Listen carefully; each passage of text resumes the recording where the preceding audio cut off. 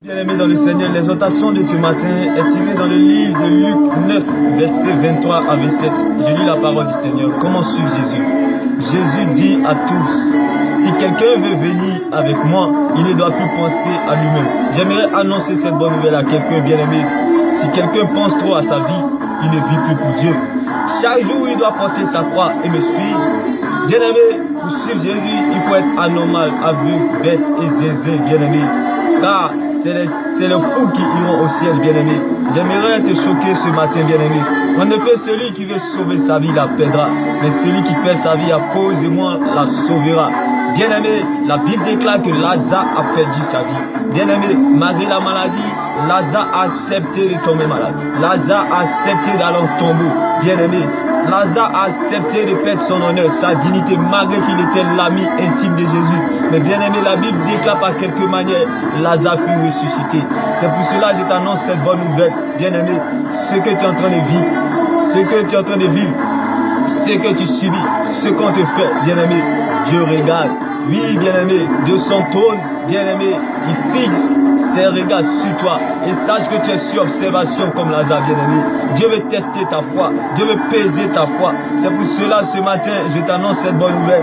Celui qui perd sa vie à cause de moi la sauvera. Si une personne gagne toutes les richesses du monde, mais si elle perd sa vie, et si elle se détruit elle-même, à quoi cela lui sert-il? Si quelqu'un a honte de moi, de mes paroles, moi, le Fils de l'homme, j'aurai honte de lui. Quand je viendrai dans ma gloire et dans la gloire du Père des anges saints, bien-aimé, il est beau d'apprécier la gloire.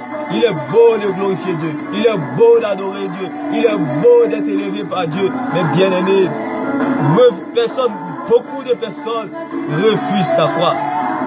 On aime la gloire de Dieu, mais nous refusons sa croix, bien-aimé. Il est beau d'apprécier la gloire, mais mieux de vivre sa croix, bien-aimé. J'aimerais t'interpeller ce matin, bien-aimé. Reviens à l'essentiel.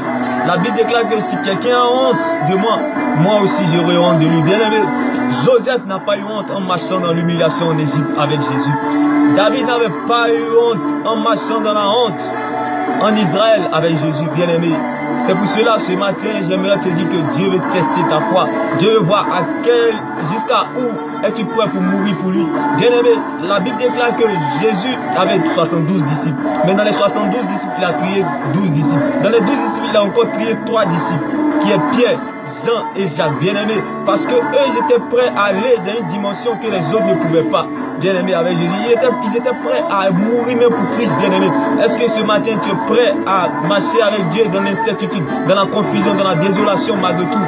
Est-ce que tu es prêt à marcher avec Jésus-Christ dans la longue attente? Est-ce que tu es prêt à marcher avec Jésus-Christ dans la honte, dans l'humiliation, bien-aimé? C'est là la vraie question de ton exaucement, bien-aimé. J'aimerais t'annoncer cette bonne nouvelle, bien-aimé. Pierre était prêt à mourir pour Christ, bien-aimé. C'est pour cela qu'il était le préféré par rapport à Jean et Jacques qui étaient l'aimé de Dieu. Ils étaient les aimés de Dieu. Pierre était le préféré de Jésus parce qu'il pouvait aller jusqu'au-delà même de lui-même, son être entier, bien-aimé. Pourquoi? Parce que, bien-aimé, lorsque vous traversez les périodes difficiles, lorsque vous êtes dans la vallée de l'incertitude, la confusion, dans la désolation, vous êtes sur observation, Dieu veut tester votre foi. Parce que la Bible déclare, lorsque on appelle ça comment, je lis la parole du Seigneur, on dit, oui, je vous le dis, c'est la vérité, quelques-uns ici ne mourront pas avant de voir la gloire de Dieu, bien-aimé.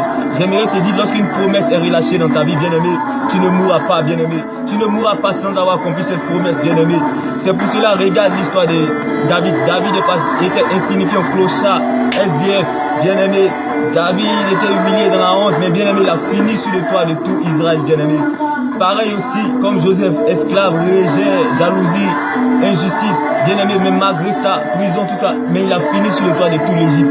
Bien-aimé, lorsqu'il y a une promesse qui a été relâchée dans ta vie, même dans le coma, même dans la maladie, bien-aimé, même dans l'incertitude, les pleurs, la douleur, bien-aimé, la promesse commence à marcher pour toi, bien-aimé. J'aimerais te dire, bien-aimé, oui, comme je le disais, même dans le coma, même dans la tombe, bien-aimé, la promesse se réveille, bien-aimé. Pourquoi Lazare a été ressuscité? Parce qu'il y a une promesse qui était relâchée sur sa vie. Pourquoi malgré tout le déshonneur, Joseph a fini sur le toit de tout l'Égypte? Pourquoi malgré le déshonneur, David a fini sur le toit de tout Israël? Bien-aimé, c'est parce qu'il y a une promesse qui était relâchée sur leur vie. C'est pour cela que je t'annonce cette bonne nouvelle. Tant qu'il y a une promesse qui est relâchée sur ta vie, rien ne pourra empêcher la volonté de Dieu de s'accomplir dans ta vie.